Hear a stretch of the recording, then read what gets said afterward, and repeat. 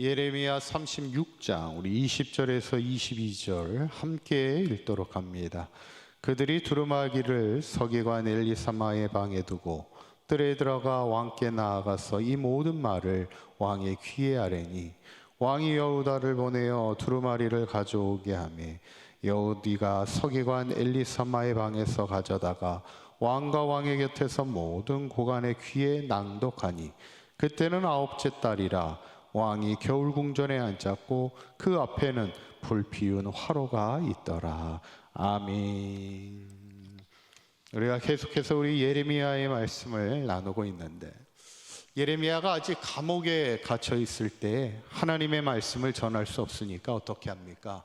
바룩이라는 사람을 불러서 대신 하나님의 말씀을 두루마리에 기록하게 하고 그것을 가서 전하게 하는 그것을 보게 될 때 참 예레미야도 하나님의 말씀을 전하는 그 사명 앞에 불굴의 의지를 가지고 정말 열정을 가지고 전하게 되는 것을 보게 됩니다.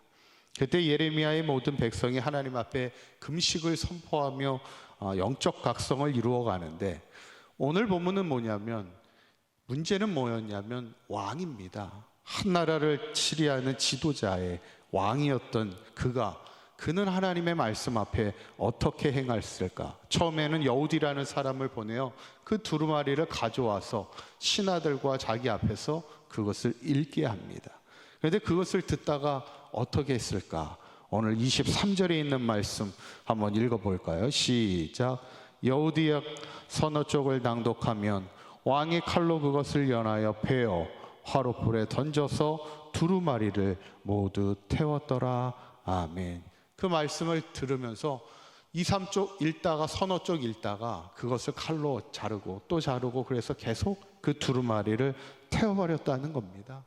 얼마나 완악한 모습입니까? 아니, 이방의 왕도 아니고 유다 민족의 왕이 하나님의 말씀이 기록된 두루마리를 읽으면서 그것을 베어서 화로에 던져 태웠다는 것, 얼마나 완악한 모습이에요. 그만큼 하나님의 말씀을 듣고 싶지 않다는 거죠. 왜냐하면 나라가 멸망되고 하나님께서 그 모든 민족들이 포로로 끌려갈 것을 예언하니까 그거에 대해서는 내가 듣고 싶지 않다는 거예요. 그러니까 참 우리가 하나님의 말씀을 들을 때 우리는 자꾸 듣고 싶은 얘기만 듣기 싫은 예리는 듣지 않으려 한다는 겁니다. 옆에서 신하들이 만류합니다. 3명의 신하들의 이름이 소개되어 있지만 어쩌면 그들은요, 목숨을 걸고 만류했을 겁니다. 이거 잘못 말리다가는 왕에게 죽임을 당할 수도 있는 그런 상황 속에서도 3명의 신하들이 그러시면 안 된다고, 두루마리를 태우면 안 된다고 만류하지만 왕을 막을 수 있는 사람이 아무도 없었다는 거예요. 여러분, 그래서 우리에게 신앙으로 살면서 중요한 게 뭘까? 듣는 귀가 있어야 합니다. 이게 얼마나 중요한지 몰라요. 오늘 우리가 그 열왕기상에 보면 솔로몬이 왕이 되었을 때 하나님 앞에 일천번제를 통하여 하나님 앞에 예배하게 될 때, 그날 밤에 하나님이 솔로몬에게 나와 내 소원이 뭐냐? 무엇이든지 구하라, 이렇게 이야기하죠. 그때 솔로몬이 하나님께 구하는 게 뭐예요? 뭐를 달라고 그래요? 뭘 달라고 합니까? 솔로몬이 듣는 마음을 주십시오, 이렇게 얘기합니다. 어쩌면 솔로몬은 내게 지혜로웠던 것이, 내게 가장 중요한 것이 듣는 마음이라는 거예요. 백성들의 말을 들을 줄 알아야 되고, 지도자가 또한 하나님의 말씀을 들을 줄 알아야 된다는 것, 그게 어쩌면 가장 중요한 것. 어떤 것이 바른 길인지, 어떤 것이 옳은 길인지, 어떤 것이 악한 길인지를 백성의 소리를 통해, 또 하나님의 말씀을 통해 듣고자 했던 것이 솔로몬의 지혜였다, 이렇게 생각하는데, 저는 바라기는 우리 사각교회 모든 성도님들이 우리가 이 새벽을 깨우면서도 늘 하나님이 우리에게 듣는 마음을 주셔서 늘 하나님의 말씀 앞에 깨달아지고 들어지고 그 말씀을 따라 옳은 길을 살아갈 수 있는 저와 여러분들의 삶이 되시기를 간절히 축원합니다. 그런데 문제는 왕의 횡포가 여기서 끝나지 않아요. 26절에 보면 이렇게도 행합니다. 한번 읽어보도록 합니다. 시작.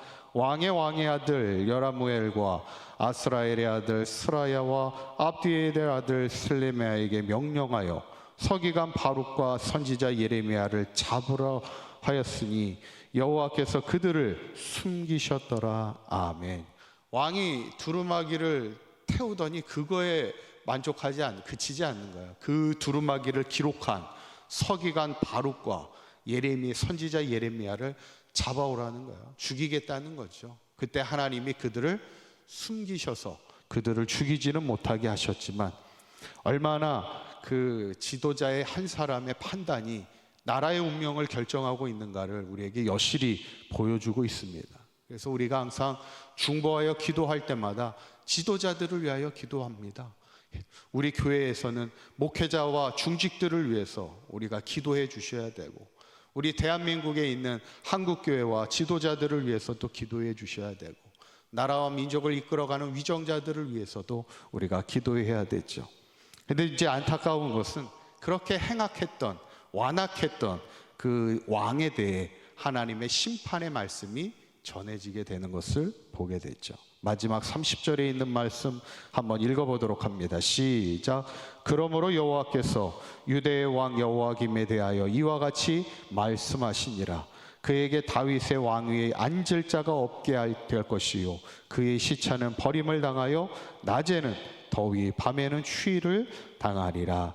아멘. 이 말이 뭐예요? 그 자식을 통해서는 그 자리에 다시는 앉지 않게 할 거야, 이 얘기예요. 왜냐하면 그 왕이 너무나 완악했던 한 사람으로 인해서 나라의 운명이 그렇게 어려움을 당하는데, 그의 자식을 통해서는 절대 그런 자리 오르지 않게 하시겠다는 거죠. 그리고 그의 시체마저 버림을 당하겠다는 거예요. 마지막이 수치스러운 죽음을 당하죠. 낮에는 더위 밤에는 추위를 당하리라. 죽은 자가, 시체가 더위와 추위를 어떻게 느끼겠습니까? 그런데 그 마지막의 모습이 영광스럽지 못한 수치스러운 인생으로 끝이 난다는 거죠. 저는 오늘 이 말씀을 보면서 왕이 하나님의 말씀이 기록된 두루마리를 태워버렸던 이 사건을 우리가 보면서 우리도 이럴 수 있다는 거예요. 우리도 하나님의 말씀을 거역하는 인생이 될 수 있고, 우리의 완악한 마음으로 하나님의 말씀을 거역하며 하나님의 말씀을 듣기보다는 내 완악한 마음으로 살아갈 수 있음을 우리가 늘 기억하면서, 항상 우리가 하나님 앞에 기도하며 깨어 있을 때마다 하나님 저에게 듣는 마음을 주시고 하나님의 말씀이 무엇인지를 분별하여 이 시대 속에서 하나님이 나에게 기뻐하시는 뜻이 무엇인가를 잘 헤아려서 바라기는 우리 사강교회 모든 성도님들이 이 시대를 깨어가는 귀한 사명자의 삶이 될 뿐만 아니라, 이 사명이 나에게서 끝나는 게 아니라 내 자손들을 통해서도 그 믿음의 가문을 세워가며 하나님 앞에 귀하게 쓰임받는 우리 사강교회와 모든 성도님들의 삶이 될 수 있기를 주님의 이름으로 간절히 축원합니다.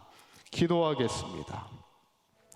고맙고 감사하신 하나님, 오늘 하나님의 말씀을 듣지 않으며 오히려 하나님의 말씀을 전하는 자를 핍박했던 여호와김 왕 같은 완악한 삶이 되지 않게 하시고, 늘 하나님의 말씀 앞에 듣는 마음이 있게 하시고 애통하는 마음, 통회하는 마음으로 날마다 하나님의 말씀 앞에 바로 설 때 우리의 신앙이 또한 우리의 자손을 통하여 이어가는 축복된 믿음의 삶이 되게 하셔서 우리 사강교회가 날마다 복음 안에 든든히 서가게 하시고 이 땅에 희망을 세워가는 우리 사강교회와 모든 성도들의 삶이 되도록 인도하여 주시옵소서.